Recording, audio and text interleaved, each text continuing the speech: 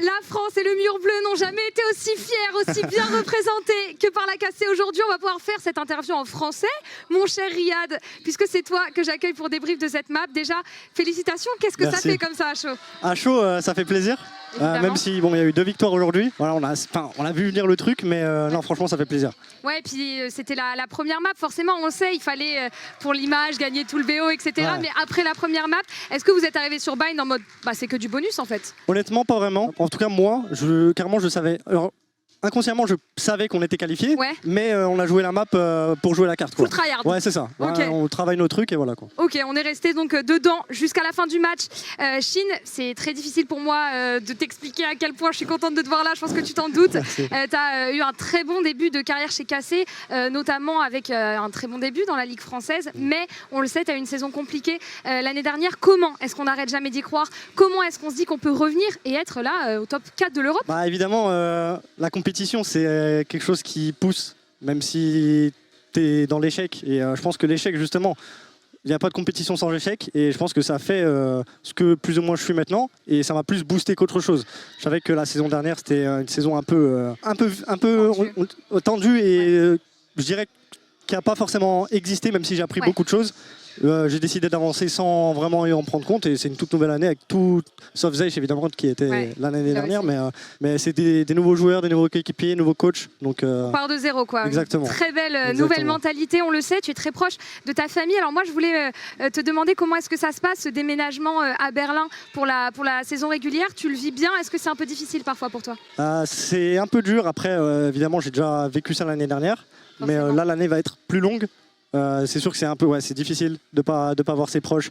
On essaie de garder contact par message, mais on a exactement. Et en plus, on a un emploi du temps qui est très chargé. Là aujourd'hui, on fait 2 BO3. Les préparations, elles sont assez hardcore, donc c'est un peu dur, mais voilà. On se dit qu'il y a un objectif derrière. On n'est pas à l'étranger pour être à l'étranger, donc ça va. Et vous êtes arrivé jusqu'au top 4 quand même, ce qui est énorme. Et justement, pour rebondir sur ta préparation, moi j'ai une question par rapport au coach Eng, dont on entend parler. Évidemment, ses performances le précèdent avec son titre de champion d'un Masters. Je voulais te demander en quoi est-ce que c'est un grand coach pour toi? Alors, je pense que moi je l'ai reconnu directement.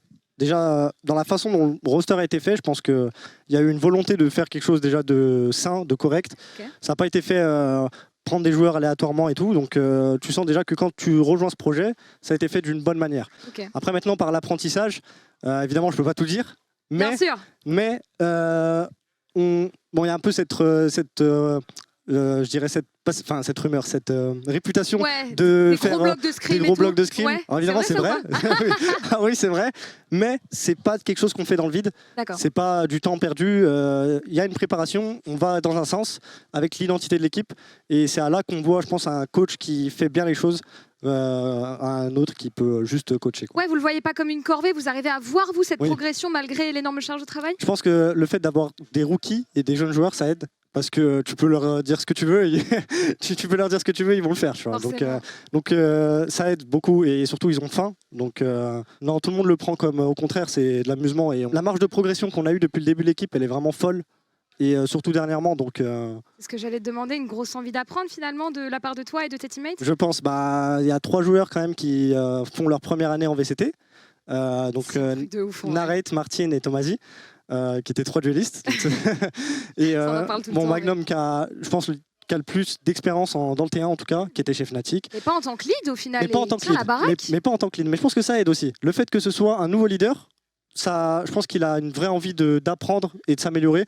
Et vraiment, c'est quelque chose qui fait l'identité de l'équipe, en fait, je pense. Ok, pas d'impatience du côté de Magnum, puisque lui aussi doit apprendre. Bon, on a le résultat, on sait que vous allez devoir affronter Fnatic. C'est Fnatic. En play-off, tu savais pas, je te l'apprends. Tu l'apprends sur le desk. Alors bon, les rois de l'Europe pour aller chercher un slot à Madrid, je vois ton sourire. Est-ce que c'est un vrai sourire, mon cher Shin? Est-ce qu'on est content d'avoir l'occasion d'affronter cette équipe-là en officiel? Est-ce qu'on aurait préféré un autre adversaire? Pas vraiment, je pense qu'en vrai tous les adversaires ils sont assez coriaces.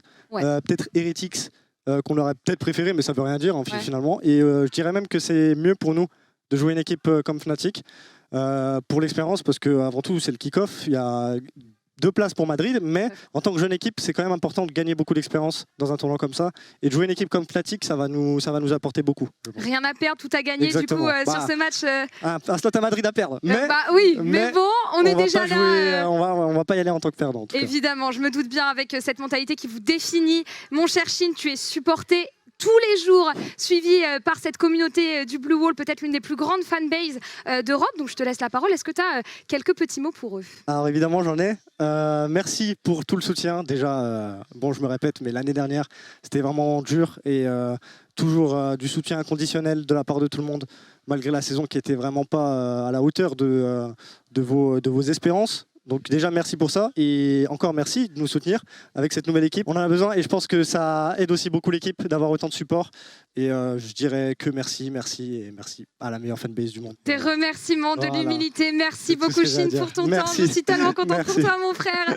Et voilà, on va se quitter du coup sur les mots de Riyad. On va retrouver du coup la Carmine d'ici quelques jours en play-off face à Fnatic. Merci de nous avoir suivis et à bientôt.